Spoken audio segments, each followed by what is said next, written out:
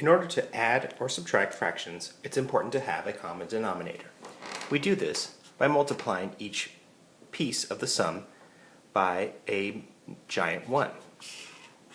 In this case, I'm going to multiply 1/3 times 2 over 2. 1 times 2 equals 2, and 3 times 2 gives me 6. My new fraction is 2/6. I'm going to do the same thing for 1/2, but my giant 1 is going to be 3 over 3.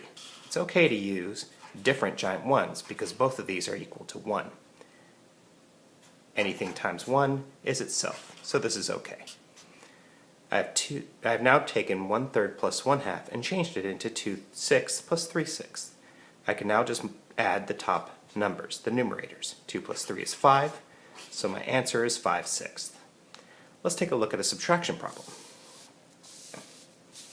In this case, I have two mixed numbers, so I need to convert these into improper fractions.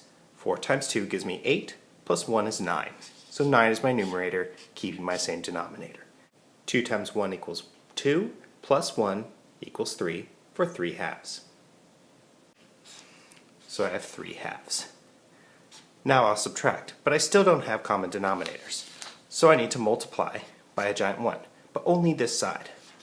I'll choose 2 over 2. Now I'll just multiply numerator to numerator and denominator to denominator.